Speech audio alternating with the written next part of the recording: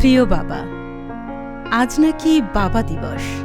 কিন্তু তুমি কি জানো, ক্যালেন্ডারে আজকের দিনটা একটু আলাদা করে লেখা থাকলেও আমার কাছে তুমি প্রতিদিনের ভাবনা, প্রতিদিনের নির্ভরতা। তোমাকে ছাড়া আমার পৃথিবী কেবলই এক আকাশ শূন্যতা। জানো বাবা, তোমাকে অনেক কিছুই বলা হয়নি। তুমি যখন পাশে থেকেছ, আমায় আগলে রেখেছ, সব কিছুতেই তোমার নিয়মকে বাড়াবাড়ি মনে হতো। সেগুলোতে মনে মনে রাগও হয়েছে ভীষণ। কেন আমাকে এটা করতে দাও না, ওইটা করতে দাও না?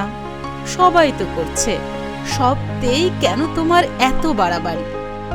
মানে অভিমানে কত অভিযোগ দিয়েছি নিজের কাছে। কিন্তু আজ বুঝি, তোমার ওই শাসনেই আজ আমি হতে পেরেছি। বাবা, তুমি এতটা নিঃস্বার্থ কিভাবে?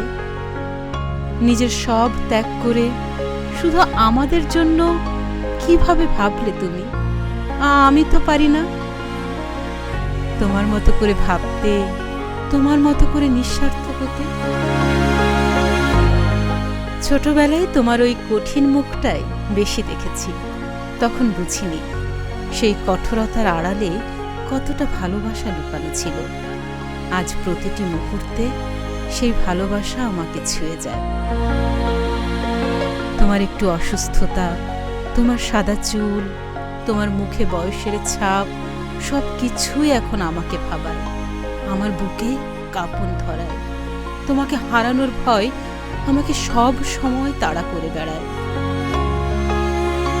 এই ভয়ের কথাও তোমাকে বলতে পারবো না, যেমনটা বলতে পারিনি তোমাকে কতটা ভালোবাসি।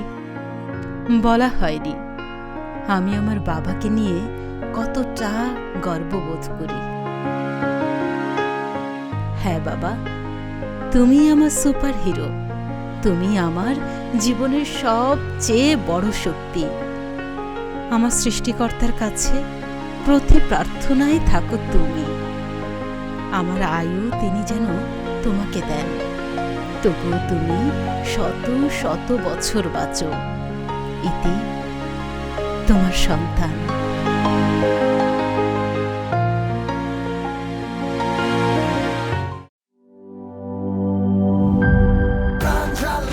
প্রাণ ঝালমুড়ি, এই ঝাঁজ সেই ঝাঁজ।